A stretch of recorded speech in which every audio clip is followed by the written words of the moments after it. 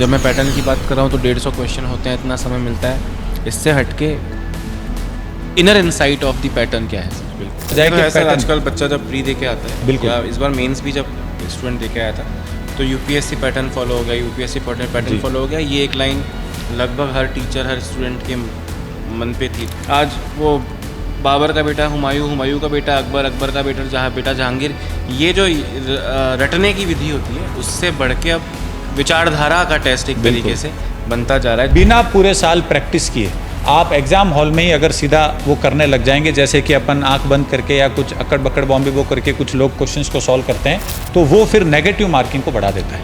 अब दो ऑप्शंस में कंफ्यूजन का मतलब ये सर, आपको पता है कि दो आंसर नहीं है, लेकिन दो में से एक आंसर है, यानी कि अगर आप उसको सॉल्व कर रहे हैं तो 50% चांस है आपका आंसर सही होगा। एकदम डेडिकेटेड बंदे को दूसरे स्टेट्स के पीसीएस एग्ज़ाम्स जो हैं उनको देने की भी एडवाइस देने से मना करेंगे, या एडवाइजेबल है वो अटेम्प्ट करना? रिस्क लेना आपको आना चाहिए, जिसको अपन इंग्लिश में कहते हैं रिस्क टेकिंग एपेटाइट। जोखिम लेने की जो क्षमता है वो अगर किसी स्टूडेंट में होगी, वो आरएस के प्रीलिम्स को क्लियर कर लेगा।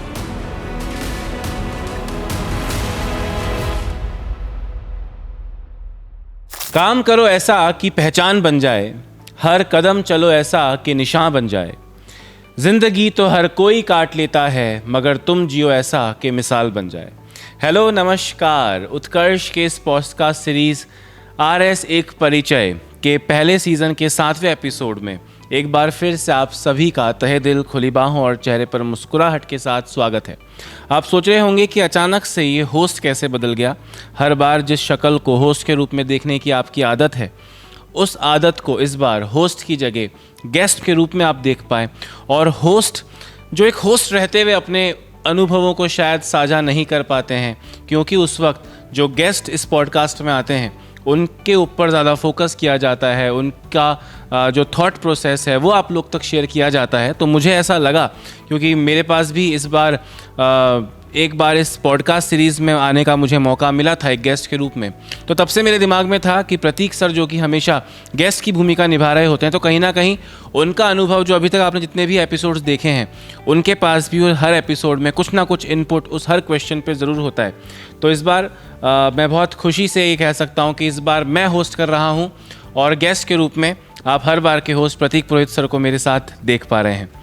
प्रतीक पुरोहित सर उत्कर्ष में हमारी जो सिविल सर्विसेज वाली विंग है, उत्कर्ष सिविल सर्विसेज, जो मेजरली आईएएस और आरएस की एग्ज़ाम की तैयारी कराती है, उसमें हमारे फैकल्टी हैं। साथ साथ जो बीते कुछ समय में उत्कर्ष को हमने एक टर्न अराउंड देने की कोशिश की थी, एक नए जुनून के साथ, एक नए एंथुजियाज़म के साथ हमने पिछले कुछ समय में आरएस को दिया है, चाहे वो हमारा कंटेंट रहा हो, चाहे हमारी टेस्ट सीरीज़ रही हो, चाहे हमारा जो इंटरनल प्रोसेसेस होते हैं, कौन से सब्जेक्ट को कितना वेटेज देना चाहिए, उसमें उन सारे ऑपरेशंस और प्रोसेसेस में बहुत इंपॉर्टेंस के साथ में अग्रणी भूमिका निभाई है प्रतीक पुरोहित सर ने। तो प्रतीक पुरोहित सर बहुत बहुत स्वागत है। बहुत लंबे समय से आप आरएस के एग्ज़ाम्स लगातार आपने फ़ाइट किए हैं, प्री मेंस इंटरव्यूज़ के डायरेक्शंस का, उस वक्त के प्रेशर का, और जो क्वेश्चंस एक एस्पिरेंट के मन में होते हैं वो सारे आपने खुद एक्सपीरियंस भी किए हैं, और कहीं ना कहीं आज एक बीइंग अ मेंटोर आपके पास उन सब के रिप्लाईज भी हैं, उन सब का उत्तर भी आपके पास है। तो पहले तो मैं जानना चाहूँगा सर, कैसा लग रहा है आपको उस कुर्सी पर बैठ के जहाँ पर अलग अलग लोगों को आपने होस्ट किया है? सर सबसे पहले तो मैं बहुत बहुत शुक्रिया अदा करना चाहूँगा आपका और पूरी उत्कर्ष की टीम का कि मुझे हॉट सीट पे बैठने का मौका दिया। तो टेबल के दूसरी तरफ बैठने के बाद जो एक नर्वस एनर्जी होती है, अभी तो मैं उसी को फील कर रहा हूँ, लेकिन मैं उम्मीद करता हूँ कि इस पॉडकास्ट के माध्यम से जो भी स्टूडेंट्स के डाउट्स होंगे, क्वेरीज होंगी, स्पेशली आरएस के प्रीलिम्स के एग्ज़ाम को लेके, उससे मैं पूरी ईमानदारी के साथ उनके डाउट्स को क्लियर कर पाऊँ। सर अभी तक इससे पहले शायद आपने 6 एपिसोड्स को होस्ट किया है। बिल्कुल सर। और हर बार एक अलग टाइटल या एक अलग सब्जेक्ट के साथ पॉडकास्ट को आप एग्जीक्यूट करते हैं। जैसे मुझे याद है मेरे वक्त पे द टाइटल वो सिलेबस, और उसके आसपास पे सिलेबस के और टेस्ट सीरीज़ के ऊपर किस तरह का फोकस डिमांड करता है आरएस का एग्ज़ाम। कभी प्री के एग्ज़ाम पे आपने फोकस किया होगा, कभी मेंस के बारे में आपने बात की होगी, कभी इंटरव्यूज़, जैसे मलिक सर थे तो इंटरव्यूज़ को लेकर जो है वो आपने बहुत उस पर एम्फेसिस किया था उस एपिसोड में। सर वैसे तो इस पॉडकास्ट में हम लोग प्री को फोकस करते हुए, क्योंकि ऑब्वियसली सारे सब्जेक्ट पढ़ने हैं, लंबा चौड़ा सिलेबस है, वो सब हम बात कर चुके हैं। बट एक चीज़ जो मुझे पिछले 6 एपिसोड्स को देख के लगा sir, being a teacher of maths और रीजनिंग, मैंने एक चीज़ पे हमेशा फोकस किया है अपने सब्जेक्ट में खासकर, वो होता है ऑप्शन टेस्ट, जिसे कुछ लोग एलिमिनेशन टेस्ट, जी, एलिमिनेशन मेथड कहते हैं। तो उसके बारे में तो हम बात करेंगे, आज मैं मुख्य रूप से बात करना चाहता हूँ। और दूसरा sir, overall RS as a journey, चाहे वो प्री का हो, चाहे मेंस का हो, चाहे इंटरव्यूज़ का हो, एक एस्पिरेंट का माइंडसेट किस तरह का होना चाहिए, आज के इस पॉडकास्ट पे सर हम इन सारी चीज़ों पर फोकस करने वाले हैं। और या ये कह सकता हूँ कि बीते कुछ एपिसोड्स का एक रिकैप, बिल्कुल, वो हम इस पॉडकास्ट में करने वाले हैं। तो चलिए सर स्टार्ट करते हैं। और जी। सबसे पहला क्वेश्चन ही सर रिपीटेटिव होगा, बट क्योंकि बहुत इंपॉर्टेंट है इसलिए रिपीटेशन मांगता भी है सर। पैटर्न को आप किस तरह से देखते हैं? जब मैं पैटर्न की बात कर रहा हूँ तो 150 क्वेश्चन होते हैं, इतना समय मिलता है, इससे हटके inner insight of the pattern क्या है सर? बिल्कुल सर, बहुत अच्छे क्वेश्चन से आपने शुरुआत की है, सीधा जिसको कहते हैं कि आपने हेड पे नेल हिट करने की कोशिश की है। सर, पिछले कुछ टाइम से आरएस के एग्ज़ाम का ट्रेंड आरपीएससी रेगुलरली चेंज कर रहा है। बिल्कुल। पहले जो क्वेश्चन पूछने का तरीका था वो धीरे धीरे चेंज हो रहा था, जिसे अपन कह रहे हैं ग्रेजुअली चेंज हो रहा था। 2013 में आरपीएससी ने ऑप्शनल सब्जेक्ट को हटाया। 13 से पहले प्रीलिम्स में एक पेपर ऑप्शनल पेपर का भी होता था, बिल्कुल, और एक जीके का होता था। उसे पूरी तरीके से हटाते हुए अब केवल सिंगल पेपर होता है और 150 क्वेश्चंस आते हैं, जिससे कि एस्पायरेंट्स अच्छे से वाकिफ़ हैं। फिर से धीरे धीरे इन्होंने क्या किया कि सब्जेक्ट्स जो पूछे जा रहे थे पहले, उनको चेंज किया। पहले जिस तरीके से हिस्ट्री वगैरह, और उसमें भी आधुनिक इतिहास से ज़्यादा प्राचीन इतिहास और मध्य इतिहास पे ज़्यादा फोकस रहता था, वहाँ से मॉडर्न हिस्ट्री के ऊपर आया आरपीएससी।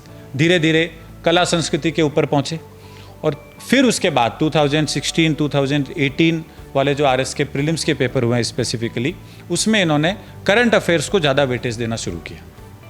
सर, पिछले 3 अगर स्पेशली पेपर्स की बात की जाए, 2021, 2023 और 2024, तो इसमें आरपीएससी ने एक नई चीज़ पे फोकस किया है, और वो है टेक्नोलॉजी। सर, टेक्नोलॉजी जो है, क्योंकि जैसा कि आपने कहा आप साइंस बैकग्राउंड से आते हैं, मैं भी जो है साइंस बैकग्राउंड से आता हूँ, मैं बेसिकली एक इंजीनियर हूँ।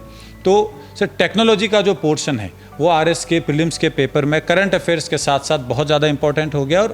और अगर अपन चेंजिंग ट्रेंड पे एक नज़र डालें तो गवर्नमेंट स्कीम्स, जो सरकारी योजनाएं हैं, जो नीतियां हैं, ये आरपीएससी ने ज़्यादा पूछनी शुरू कर दी। हम बार बार देखते हैं कि डेटाबेस जो क्वेश्चंस हैं वो आने बंद हो गए, ऐसा नहीं है। डेटाबेस्ड फैक्चुअल क्वेश्चंस आ रहे हैं, लेकिन उनके साथ एक ही क्वेश्चन में डेटा और कॉन्सेप्ट दोनों को मिला के आरपीएससी क्वेश्चन फ्रेम कर रहा है, जिसे हम नॉर्मल लैंग्वेज में, टर्मिनोलॉजी में कहते हैं कि यूपीएससी पैटर्न को फॉलो किया जा रहा है। बिल्कुल। तो अगर इसको सर एक कंक्लूड किया जाए कि पैटर्न, आजकल बच्चा जब प्री दे के आता है, बिल्कुल, या इस बार मेंस भी जब स्टूडेंट दे के आया था, तो यूपीएससी पैटर्न फॉलो हो गया, यूपीएससी पैटर्न फॉलो हो गया, ये एक लाइन लगभग हर टीचर, हर स्टूडेंट के मन पे थी। तो उसका ही अर्थ पे थोड़ा और डिटेल बता पाएं आप? सर, यूपीएससी पैटर्न फॉलो हो रहा है आरपीएससी की तरफ से। इसका मतलब ये है कि जो पर से आपकी कॉपी में एज इट इज़ जो लिखा हुआ है, जो आपने चाहे कोई बुक से पढ़ा हो, कोई यूट्यूब लेक्चर से देखा हो, कोचिंग में आपने लिखा हो, as it is RPSC questions नहीं पूछ रहा है। इसे अगर अपन और डायरेक्ट बच्चों के सामने रखें प्रत्यक्ष रूप से, तो अब फैक्चुअल क्वेश्चंस जो आप क्लास में पढ़ते हैं वो नहीं पूछे जाते हैं। जो आपने कॉपी में लिखा है वो नहीं पूछ के उसके आसपास के जो डायमेंशंस हैं वो आरपीएससी ज़्यादा पूछ रहा है। यानी कि थिंकिंग एबिलिटी, क्रिटिकल थिंकिंग के ऊपर आरपीएससी ज़्यादा फोकस कर रहा है। बिल्कुल सर। और मुझे लगता है कहीं ना कहीं सर ये सिर्फ आरएस का पैटर्न नहीं है। अगर मैं रीजनिंग, जो कि आरएस के हिसाब से एक प्री के लिए तो हालांकि थोड़ा इंपॉर्टेंट सब्जेक्ट है, बट ओवरऑल देखा जाए तो दूसरे जो एग्जाम्स होते हैं बहुत इंपॉर्टेंट है, उसमें भी सर क्रिटिकल रीजनिंग एक पार्ट होता है जी, पूर्व धारणा, एजम्पशंस, कोर्स ऑफ एक्शन, समय के साथ उनका वेटेज बढ़ता जा रहा है। तो कहीं ना कहीं सर ये जो प्योरली कोचिंग वाली जो चीज़ें हैं, प्योरली फैक्चुअल जो चीज़ें हैं, उनसे हर सब्जेक्ट उभरता उसके ऊपर जाता जा रहा है। और मुझे लगता है ऑब्वियसली सिविल एग्ज़ाम्स जो हैं वो तो डेफिनेटली उस मानसिकता को हटा के अब एनालिटिकल और क्रिटिकल अप्रोच बिल्कुल पे जाना चाह रहे हैं। और कहीं ना कहीं सर वही, मतलब आज वो बाबर का बेटा हुमायूं, हुमायूं का बेटा अकबर, अकबर का बेटा जहांगीर, ये जो रटने की विधि होती है उससे बढ़ के अब विचारधारा का टेस्ट एक तरीके से बनता जा रहा है, जो कि यूपीएससी के साथ साथ अब आरपीएससी और इनफैक्ट बीपीएससी, यूपीपीसीएस सब में ही ये ट्रेंड धीरे धीरे फॉलो हो रहा है और यही सर भविष्य है सिविल सर्विसेज एग्जाम्स का अगर हम बात करें। सर जो मैंने स्टार्टिंग में बोला कि आज का हमारा पॉडकास्ट का जो मेन टाइटल है, सब्जेक्ट है, वो है प्री एग्जाम और उससे जुड़ा एलिमिनेशन मेथड, जो कि मेरा पर्सनल इंटरेस्ट है। जो एक दिवसीय परीक्षाएं होती है, वनडे एग्जाम होती है, उसमें तो टीचर्स उसके बारे में बहुत बात करते हैं जी, but I have rarely seen the teachers of RS और civil services talking about elimination method. बिल्कुल, है ना। तो उसका आरएस प्री एग्ज़ाम में क्या महत्व है जब स्टूडेंट जा रहा होता है? मतलब ये है तो सर एक, मतलब this is not just a method, ये ऐसा नहीं है कि आप बैठे बैठे कुछ सोच सकते हैं, उसको भी प्रैक्टिस चाहिए। बिल्कुल, एलिमिनेशन भी तुक्का नहीं है, elimination method is something very different और बहुत डिटेल्ड चीज़ होती है, एनालिसिस और रिसर्च करके बच्चे को जाना होता है। तो इस पर आप क्या टिप देंगे स्टूडेंट को, कैसे किया जाए और नहीं किया जाए तो क्यों नहीं किया जाए? सर अगर एलिमिनेशन मेथड जिसकी आप बात कर रहे हैं उसको एक सेंटेंस में बताया जाए तो वो होता है मेथड इन मैडनेस। यानी कि आप कुछ अलग कर रहे हैं लेकिन उसके पीछे भी कोई मेथडोलॉजी है, कोई प्रोसेस है जो आपने रेगुलर प्रैक्टिस किया है मॉक टेस्ट देके जी, और हिट एंड ट्रायल के बाद आप एक कंक्लूजन पे पहुंचते हैं और आपका एक्यूरेसी लेवल जो है बेसिकली वो एग्जाम में इंक्रीज करने का ही प्रोसेस है जिसको अपन एलिमिनेशन मेथड कहते हैं। तो सर आरएस के एग्ज़ाम या फिर सिविल सर्विसेज के जो जितने भी एग्ज़ाम्स हैं, चाहे वो स्टेट के पीसीएस हो या यूपीएससी का एग्ज़ाम हो, उनके बारे में कहा जाता है civil services exams are a marathon not a sprint. यानी कि आपको लंबा दौड़ना होता है, आपको लगभग 1.5 से 2 साल का प्रिपरेशन, 100 मीटर की रेस नहीं, बिल्कुल, ये कम से कम 1.5 से 2 साल का टाइम पीरियड किसी भी स्टूडेंट को देना ही पड़ता है। सर ये जब आप 1.5 से 2 साल कॉन्टीन्यूस रेगुलरली प्रैक्टिस करते हैं, पढ़ते हैं, तब जाके आप एक मेथड निकाल पाते हैं जिसे अपन एलिमिनेशन मेथड कहते हैं। सर अगर इसको शॉर्ट में बताया जाए एलिमिनेशन मेथड को, तो प्रीलिम्स के पेपर में आप बहुत अच्छी तैयारी के साथ भी अगर पहुंच रहे हैं, कोई स्टूडेंट है जिसने पूरे साल 1.5 साल बहुत सिंसियरली आरएस का प्रिपरेशन किया है, तो वो भी आउट ऑफ 150 क्वेश्चंस 150 में से 60-70 से ज़्यादा सवाल पहली बार में नहीं कर पाएगा और उसमें भी 20 क्वेश्चन मैथ्स और रीजनिंग के हैं। और सर मैथ्स और रीजनिंग का ऐसा पोर्शन है क्योंकि आजकल साइंस बैकग्राउंड के बच्चे आरएस की तरफ ज़्यादा आ रहे हैं, तो वो लगभग सबका बराबर रहता है, 15-16 वो सारे लोग सही कर देते हैं। तो बाकी के जो 40 क्वेश्चंस हैं उससे ज़्यादा आप जीके जीएस के सॉल्व नहीं कर पाते। तो रिमेनिंग जो पोर्शन रह गया 80 to 90 क्वेश्चंस, उसमें से आपको एटलीस्ट 40-50 क्वेश्चंस में रिस्क लेके आना पड़ता है, बिकॉज ये एग्ज़ाम रिस्क को रिवॉर्ड करता है।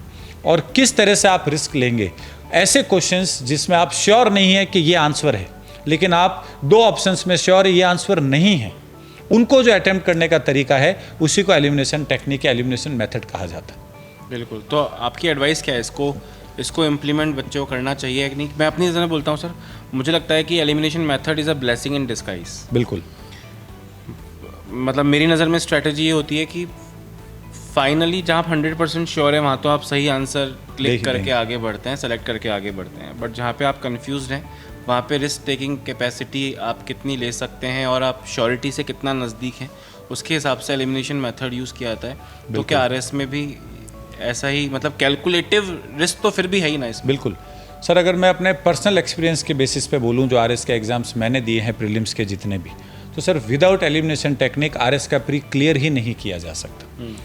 क्योंकि सर जैसा मैंने कहा 60-65 इससे ज़्यादा क्वेश्चन आप सही कर नहीं सकते, और उसमें भी अगर आप श्योर हैं, जब आप कट ऑफ 100 से ऊपर जाए। बिल्कुल, और वो भी सर होता क्या है, जब हम एग्जाम हॉल में बैठे हैं तब हमको लगता है कि हमने 60 सही कर दिया। आप जब बाहर आते हैं और आंसर की जब मैच करने का टाइम आता है, जब तक वो 40, 45, 48 पे फिगर आ जाता है। तो सर एलिमिनेशन टेक्निक तो यूज़ में लेनी मस्ट है अगर आपको प्री निकालना हो तो, लेकिन बिना पूरे साल प्रैक्टिस किए आप एग्ज़ाम हॉल में ही अगर सीधा वो करने लग जाएंगे, जैसे कि अपन आंख बंद करके या कुछ अक्कड़ बक्कड़ बॉम्बे बो करके कुछ लोग क्वेश्चंस को सॉल्व करते हैं, तो वो फिर नेगेटिव मार्किंग को बढ़ा देता है।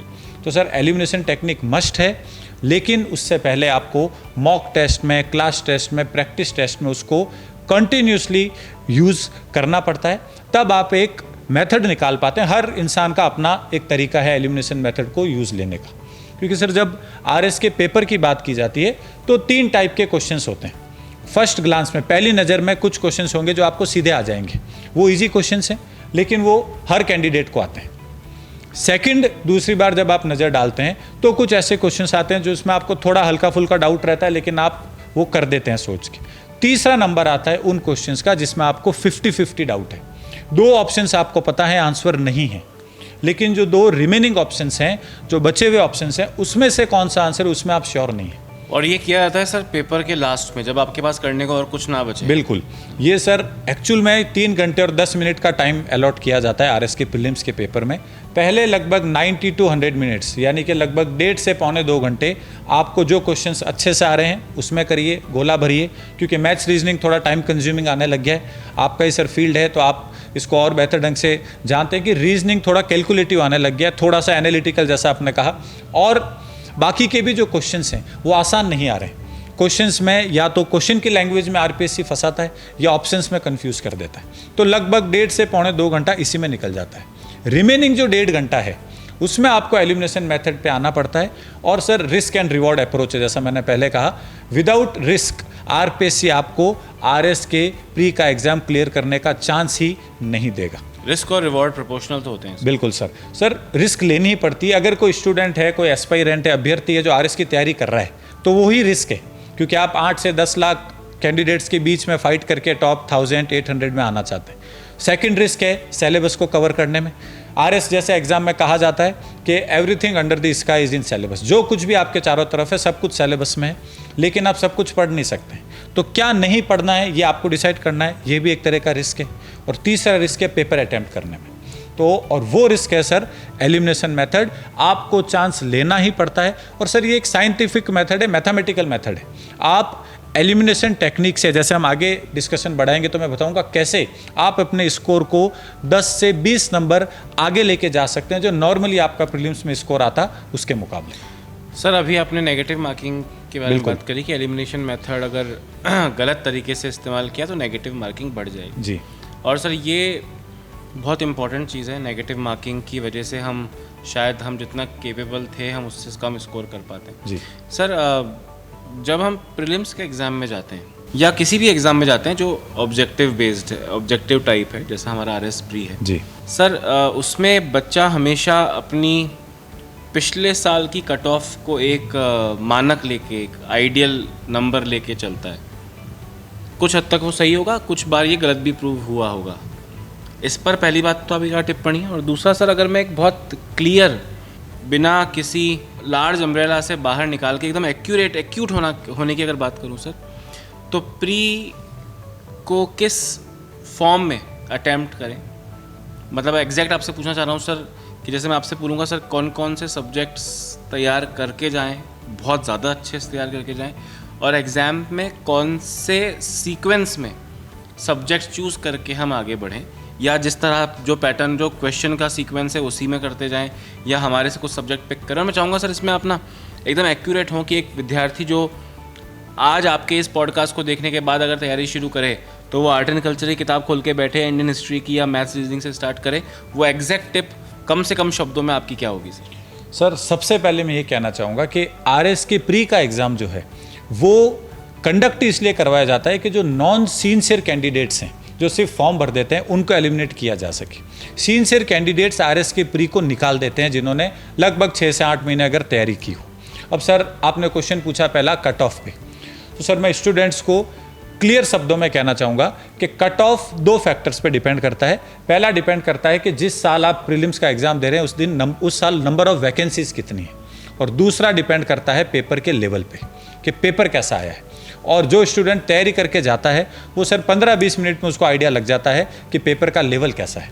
और एक वेल प्रिपेयर्ड स्टूडेंट हमेशा चाहेगा कि डिफ़िकल्ट पेपर आए, क्योंकि इजी क्वेश्चंस में तैयारी किया हुआ और बिना तैयारी किया हुआ दोनों एक ही लेवल पे आ जाते हैं। सर प्रीवियस ईयर की जो कट ऑफ है वो एक रेफरेंस आपको दे सकता है, एक संदर्भ आपको बिल्कुल उपलब्ध करवा सकता है कि पिछले साल कट ऑफ ज़्यादा गई है। तो स्टूडेंट को सबसे पहले उस पेपर को देखना चाहिए, पता लगाना चाहिए कट ऑफ ज़्यादा जाने के पीछे का कारण क्या है। सर कई रीजंस हो सकते हैं, वैकेंसी कम हो, कट ऑफ ज़्यादा चली जाती है, करंट अफेयर्स के ऊपर बेस्ड अगर पेपर ज़्यादा आ जाता है कट ऑफ ज़्यादा चली जाती है, या फिर बिल्कुल ही फैक्चुअल पेपर आ जाता है तो कट ऑफ बढ़ जाती है, ईजी जिसे अपन लोग कहते हैं। तो कट ऑफ का आइडिया आपको लास्ट ईयर से लग सकता है, लेकिन पूरी तरीके से आप नहीं बता सकते हैं कि कट ऑफ कितना जाएगा जब तक कि आपने तैयारी नहीं की और पेपर नहीं दिया हो। और सर अब जैसा आपका जो सेकंड पार्ट था क्वेश्चन का कि स्टूडेंट को किन सब्जेक्ट्स को सीक्वेंस में पढ़ना चाहिए और क्या अप्रोच रहना चाहिए। सीक्वेंस में पढ़ना भी चाहिए और सीक्वेंस में एग्जाम में अटेम्प्ट, बिल्कुल, उसका अटेम्प्ट कैसे करना चाहिए। तो सर सबसे पहले ये स्टूडेंट टू स्टूडेंट डिफर करता है, क्योंकि हर स्टूडेंट अलग बैकग्राउंड का है जो आरएस दे रहा है। तो मैं अगर साइंस बैकग्राउंड के स्टूडेंट्स की बात करूं, जैसा कि मैं हूं, तो सबसे पहले आप मैथ्स और रीजनिंग को अटेम्प्ट करें, बिकॉज मैथ्स और रीजनिंग सर फिक्स है कि 20 क्वेश्चंस आते ही आते हैं। बाकी subjects year two year very करता है, चेंज होता जाता है, कभी कोई ज़्यादा आ गया, और कभी 20 कोई में कम। से सर 19 पे बच्चे को पता होता है कि उसने सही किया है। बिल्कुल सर, साइंस और मैथ्स कंफ्यूजन की तो हो ही नहीं सकता। बिल्कुल बाइनरी सिस्टम है 0 और 1, या तो मैंने सही किया होगा या मैंने नहीं गलत किया होगा, वही तो कोई कंफ्यूजन नहीं होगा, आपको आइडिया लग जाएगा आपने 15 किए हैं, 15 सही है, आपने 16 किए हैं, 16 सही है।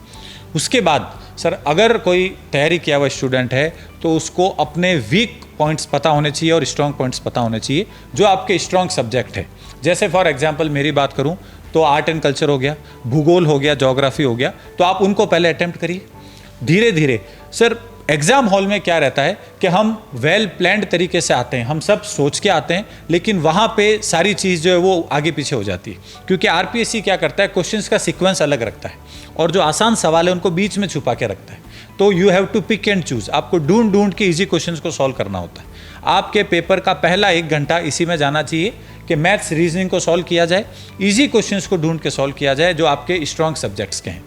फिर सर नंबर आता है करंट अफेयर्स का, क्योंकि आरएस का जो एग्जाम है करंट अफेयर्स ओरिएंटेड बहुत ज़्यादा हो गया है, बढ़ते जा रहे हैं। बिल्कुल। और सर प्रीलिम्स में आरपीएससी ने क्या किया, पहले तो 10-12 महीने का आता था, अब 2 साल का करंट अफेयर्स आने लग गया है, क्योंकि आरपीएससी को पता है सेम बच्चा जिसने पिछला एग्जाम दिया था वो ये वाला प्री भी देगा, तो वो वाली मेमोरी को भी टेस्ट करते हैं। तो आपको कम से कम 18 महीने का जो प्रीलिम्स की डेट है उससे पहले का करंट तैयार करके जाना है और उसको अटेम्प्ट करना है। करंट ज़्यादा डिफिकल्ट नहीं आ रहा है, जो तैयारी कर रहे हैं स्टूडेंट्स उनको ध्यान रहे कि टेक्नोलॉजी बेस्ड करंट ज़्यादा आता है और गवर्नमेंट की जो स्कीम्स और पॉलिसीज़ हैं वो ज़्यादा आता है, फ्लैगशिप स्कीम्स। बिल्कुल करंट किया जाए। उसके बाद सर अगर साइंस बैकग्राउंड का है तो साइंस को करे, नॉन साइंस बैकग्राउंड का है तो कोई आर्ट्स का होगा तो हिस्ट्री के क्वेश्चंस को उठाए, स्पेशली मॉडर्न हिस्ट्री ज़्यादा आ रहा है, आधुनिक इतिहास इंडिया का भी राजस्थान का भी।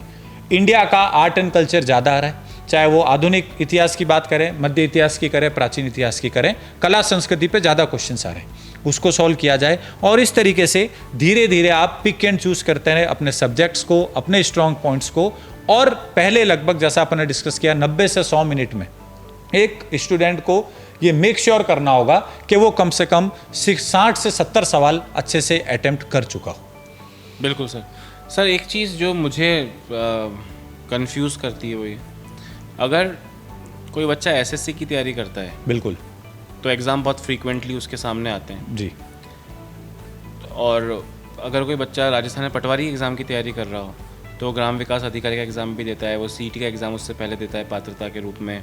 उसके अलावा भी 1-2 और अलग अलग एग्ज़ाम्स उसके क्वालिफ़िकेशन क्राइटेरिया के हिसाब से, मतलब वो साल में 2 से 3 बार एक्चुअल प्रेशर फेस कर पाए, एक्चुअल चीज़ों को देख पाए, एग्ज़ाम प्रेशर को महसूस कर पाए और प्रैक्टिस कर पाए, उसके पास ये ऑप्शन होता है। क्या आप सिमिलर एडवाइस आरएस के बच्चों को देंगे कि वो दूसरे एग्ज़ाम्स को भी अटैम्प्ट करके अपनी प्रैक्टिस बरकरार रखें, या पूरा फोकस सिर्फ आरएस पे रखें और दूसरे जो वनडे एग्ज़ाम्स हैं जिनको लोग छोटा एग्ज़ाम बोलते हैं एक्चुअली, उनको भी ट्राई करें? आपकी एडवाइस क्या होगी इसमें? सर मेरी नज़र में सारे एग्ज़ाम बराबर अहमियत रखते हैं, वो पर्सनल चॉइस पे आप किसकी तैयारी कर रहे हैं। नहीं, पर आरएस के फोकस के साथ क्या ये एग्ज़ाम हेल्प करेंगे उसे? सर अभी जो ट्रेंड हो रखा है स्पेशली पिछले 2 एग्ज़ाम से, 2023 का मेंस और 2024 का प्री और मेंस, अगर कोई स्टूडेंट आरएस को एम कर रहा है तो वो और दूसरे किसी भी एग्ज़ाम की तैयारी नहीं करे, एटलीस्ट एक अटेम्प्ट के लिए, यानी कि जो 18 से 20 महीने का जो उसका टाइम है। क्योंकि सर आरएस में आपको अलग तरीके से पढ़ना है, आपको डेटा और फैक्ट्स ही याद करके नहीं जाने, कुछ रेलेवेंट जो प्रासंगिक तथ्य है वो आपको याद रहने चाहिए, बाकी आपके कॉन्सेप्ट के ऊपर बेस्ड है।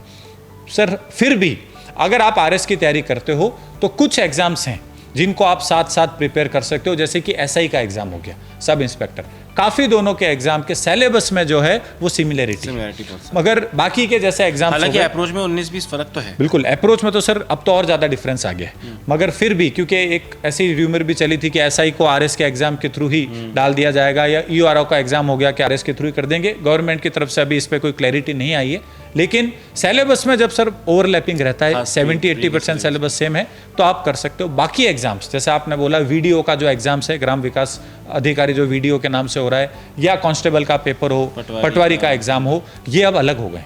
एक आरएस की तैयारी करने वाला कैंडिडेट हो सकता है पटवारी में उतना स्कोर नहीं कर पाए, लेकिन वो पहले ही अटेम्प्ट में आरएस बन जाए और वो टॉप 50 में रैंक लिए। और ऐसे उदाहरण भी हैं बहुत। बिल्कुल, बहुत सारे एग्जाम्पल्स हैं। और जो पटवारी की प्रिपरेशन कर रहा है, अब जो एग्जाम का ट्रेंड है, ये सर पॉसिबल नहीं है कि वो आरएस का मेंस क्लियर कर ले। प्री तो हो सकता है वो कर ले अपने विजडम के आधार पे, अपनी बुद्धि के आधार पे, मेंस नहीं हो पाएगा। सर जो क्लासिफाइड एग्जाम्स होते हैं, जैसे अगर RJS है जी, जुडिशियल सर्विसेज की कोई तैयारी कर रहा है, तो मैंने अक्सर देखा है कि वो जो लॉ के स्टूडेंट्स हैं या जो जुडिशियल सर्विस की तैयारी कर रहे हैं, अगर वो राजस्थान का स्टूडेंट है तो वो यूपी का जुडिशियल सर्विस का एग्ज़ाम, गुजरात का और उसके आसपास जो नेबरिंग स्टेट्स हैं या हिंदी भाषी स्टेट्स हैं उनके जुडिशियल एग्ज़ाम्स वो देते हैं, क्योंकि इतना फ्रीक्वेंट नहीं है, तो बिल्कुल अपने अटैम्प्ट को बढ़ाने के लिए, ज़्यादा पॉसिबिलिटीज़ बढ़ाने के लिए एग्ज़ाम देते हैं। वैसे ही एग्रीकल्चर का स्टूडेंट होगा तो वो एग्रीकल्चर से जुड़े राजस्थान के, यूपी के, MP के, गुजरात के एग्ज़ाम्स भी देता है। क्या आप, जैसे वनडे का आप मना कर रहे हैं कि वो अप्रोच तो नहीं होनी चाहिए, क्या आप राजस्थान में RS की तैयारी करने वाले एकदम डेडिकेटेड बंदे को दूसरे स्टेट्स के PCS एग्ज़ाम्स जो हैं उनको देने की भी एडवाइस देने से मना करेंगे, या एडवाइजेबल है वो अटेम्प्ट करना?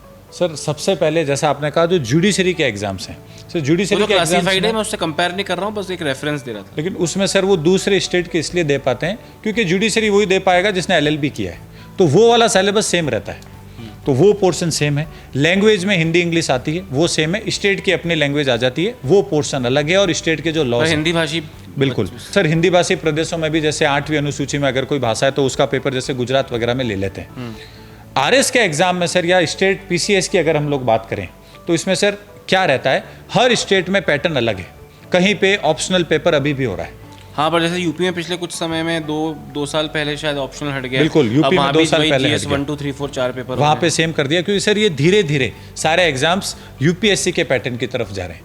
UPSC में अभी भी एक ऑप्शनल रहता है सर, वही उससे पहले वो GS 1 2 3 4 वो सारा सिस्टम तो एज इट इज, वो सारा एज इट इज है। लेकिन सर GS 1 2 3 4 जैसे अपन बोल रहे हैं, जो कॉमन है, सब्जेक्ट सेम होंगे, ठीक है, पेपर में सिलेबस अलग अलग हो सकता है। वो 1 का 3 में, 3 का 2 में हो सकता है। बिल्कुल। तो मेरा किसी एस्पायरेंट को जो यंग है और RS की तैयारी कर रहा है, उसको ये एडवाइस रहेगा कि आप सिलेबस कंपेयर करें, और जिन जिन स्टेट्स का PCS सिमिलर टू RS है, सबसे ज़्यादा जिनके सिलेबस में ओवरलैपिंग है, एक जैसे हैं, उन स्टेट के PCS को बिल्कुल लिखें।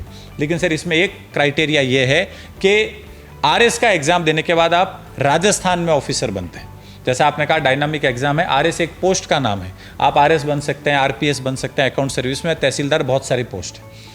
आप मेंटली प्रिपेयर्ड होने चाहिए किसी दूसरे स्टेट में जाके रहने के लिए, बिकॉज अगर आपने RS के साथ साथ UPPCS का एग्जाम प्रिपेयर किया और आप कहीं पास हो गए तो फिर आपको जिंदगी भर यूपी में रहना पड़ेगा। सिर्फ यही एक क्राइटेरिया है। बाकी अगर सिलेबस सेम है तो आप बिल्कुल उसकी तैयारी करें, क्योंकि उससे वो अप्रोच बिगड़ने का रिस्क नहीं, उससे अप्रोच बिगड़ने का भी रिस्क नहीं है। प्लस क्योंकि सर RS का एग्जाम 1 साल में एक बार हो रहा है, जो कि अब RPSC करवा रहा है, तो बाकी के टाइम पीरियड में बच्चा क्या करे? तो वो जो जिसको अपन लोग कहते हैं कि वो एक तरीके से युद्ध विराम का समय है, सीज फायर जिसको कहा जाता है, उस टाइम पे आपकी प्रैक्टिस रहनी चाहिए पढ़ाई। बिल्कुल सर, प्रैक्टिस रहनी बहुत ज़रूरी है। इसलिए मैं आपसे पहले वनडे एग्जाम्स को कवर किया, जब उसमें आपकी तरफ से वो एडवाइजेबल नहीं लगा तो मैंने कहा चलो PCS को अगर मैच करके करूं, क्योंकि वो कहते हैं ना सर कि युद्ध से पहले जितना पसीना बहाओगे, युद्ध में रक्त उतना कम बहाना। बिल्कुल। तो वो कहीं ना कहीं में वो अप्रोच स्टूडेंट्स तक पहुँचे, और वो अनुभव आप ज़्यादा अच्छे से बता पाएंगे, क्योंकि मेरा RS डेडिकेटेड अनुभव उतना नहीं है। तो ये मैं आपसे जानना चाह रहा था सर। अब सर मैं थोड़ा सा अगर एलिमिनेशन मेथड पे जाऊँ कि स्टूडेंट्स जानना चाहें इसको यूज़ कैसे करना है, तो सर ये मैथमेटिकल मेथड है, इसके पीछे बेसिक मैथ्स है। और वो ये है कि सर जब हम पेपर दे देते हैं, RS की बात करूँ प्रीलिम्स की, तो 150 सवाल है, 60 क्वेश्चन आपने अटैम्प्ट किए जिसमें आप कॉन्फिडेंट हैं कि हमारे 90% सही होंगे। बाकी सर आपको 40-50 क्वेश्चंस में अगर रिस्क लेनी है, तो यहाँ पे सर क्या होता है, सिर्फ उन क्वेश्चंस में रिस्क ली जाती है जिसमें आप 2 ऑप्शंस में कंफ्यूज्ड हैं। अब 2 ऑप्शंस में कंफ्यूजन का मतलब ये सर, आपको पता है कि 2 आंसर नहीं है, लेकिन 2 में से 1 आंसर है, यानी कि अगर आप उसको सॉल्व कर रहे हैं तो 50% चांस है आपका आंसर सही होगा, प्रोबेबिलिटी, क्योंकि 2 आपको पता है, इन्हीं 2 में से 1 आंसर सही होने वाला है। तो ऐसे क्वेश्चंस में मान लीजिए कोई स्टूडेंट 30 क्वेश्चंस में रिस्क लेता है, तो एक क्वेश्चन RS के प्री में 4/3 नंबर का है, 4/3। तो अगर वो 30 क्वेश्चन में रिस्क लेता है और उसका दिन एक एवरेज दिन है, बहुत अपन ये भी नहीं बोलते कि लक्की दिन है उसका, एवरेज दिन में उसके 15 क्वेश्चन सही हो गए और 15 गलत हो गए, तो सर जो 15 क्वेश्चन सही होंगे उसको प्लस नंबर मिलेंगे 20, क्योंकि 15 × 4/3 20 आएगा, और जो नेगेटिव मार्किंग है वो 1/3 है। तो एक क्वेश्चन 4/3 नंबर का है तो 4/9 उसकी नेगेटिव मार्किंग जाएगी। तो जब अगर उसके अपन नेगेटिव मार्किंग पे जाएंगे तो लगभग 7 नंबर उसके माइनस होंगे, 7 से थोड़े कम ही। तो 20 उसको प्लस में मिले, नेगेटिव में 7 हुए, तो 13 मार्क्स जो है वो अपने स्कोर को इंक्रीज कर पाएगा। सर ये है एलिमिनेशन टेक्निक। तो ये मैंने एक हाइपोथेटिकल सिचुएशन बना के स्टूडेंट्स को समझाने की कोशिश की। अब डिपेंड करता है कि आप प्रैक्टिस कितनी करके जाते हैं। हाँ वो तो है सर, मतलब ये जादू नहीं है, बिल्कुल ये एक मेथड है। बिल्कुल, ये जैसा हमने कहा मेथड इन मैडनेस है सर। बिल्कुल, और इसे डेफिनेटली बच्चों को इम्प्लीमेंट एग्जीक्यूट करना ही चाहिए सर, चाहे वो किसी भी एग्ज़ाम की तैयारी कर रहा है और वहाँ पे जहाँ पे आपको चांसेस बहुत कम मिल पा रहे हैं, 1.5-2 साल के गैप से मिल पा रहे हैं, और तैयारी 1.5-2 साल लेती है, मतलब लगभग 3 से 4 साल की जर्नी है। अगर पहली अटैम्प्ट में भी मैं क्लियर करता हूँ तो 3 फेज होने में 1-1.5 साल लगता है, उससे पहले 2 साल की प्रिपरेशन। तो वहाँ पे मतलब बहुत इंपॉर्टेंट कहीं ना कहीं एलिमिनेशन मेथड हो जाता है। बिल्कुल सर, मैं एक और पॉइंट ऐड करना चाहूँगा। एलिमिनेशन मेथड उन एग्जाम्स में काम का है जहाँ पे नेगेटिव मार्किंग हो। बिल्कुल, क्योंकि नेगेटिव मार्किंग को ही एक तरीके से अपन बोल सकते हैं दबाने का या उससे ऊपर उठने का तरीका है एलिमिनेशन। अगर हम सेफ खेल के आते हैं, जो कि बहुत सारे स्टूडेंट्स मैं सुनता हूँ, देखता हूँ, क्या करके आते हैं कि जितना पेपर आ रहा है उतना ही करके आ जाते हैं। 50 क्वेश्चन 60 क्वेश्चन आ रहे हैं, उनको लगता है सारे सही हैं और वो उतने ही अटेम्प्ट करके आ जाते हैं। सर वो कट ऑफ से 5, 7, 10 नंबर पीछे रह जाते हैं। तो आपको रिस्क तो लेना ही पड़ेगा, और रिस्क जो है ये आपकी रिस्क को एक तरीके से इंश्योर करता है एलिमिनेशन टेक्निक। इसलिए सर मेरी नज़र में आरएस के प्रीलिम्स या यूपीएससी भी कोई बच्चे दे रहे हो, सिविल सर्विसेज या नेगेटिव मार्किंग का अगर कोई एग्जाम हो, एलिमिनेशन मेथड मस्ट है। रिस्क लेना आपको आना चाहिए, जिसको अपन इंग्लिश में कहते हैं रिस्क टेकिंग एपेटाइट। जोखिम लेने की जो क्षमता है वो अगर किसी स्टूडेंट में होगी, वो आरएस के प्रीलिम्स को क्लियर कर लेगा और रिस्क रिवॉर्ड जरूर देगा सर। बिल्कुल sir. Thank you so much Pratik sir, आज आपकी कुर्सी पे बैठ के मुझे अच्छा लग रहा है। आगे भी हम आपके साथ जो आरएस में नए नए जो नवाचार उत्कर्ष अपना रहा है आपकी लीडरशिप में, हम वो आगे बढ़ाना चाहेंगे। तो आज आपने जो प्री से जुड़ी एलिमिनेशन मेथड और तमाम चीज़ों पर बातचीत करी है सर, उसके लिए बहुत बहुत शुक्रिया सर आपका। बहुत बहुत धन्यवाद करना चाहूँगा सर आपका, पूरी टीम का जिन्होंने इस चीज़ को इम्प्लीमेंट किया पॉडकास्ट को, और स्पेशली स्टूडेंट्स का जिन्होंने लगातार पॉडकास्ट देख के कमेंट बॉक्स में हमको बताया कि वो किन टॉपिक्स पे पॉडकास्ट चाहते हैं। Thank you sir. Thank you sir.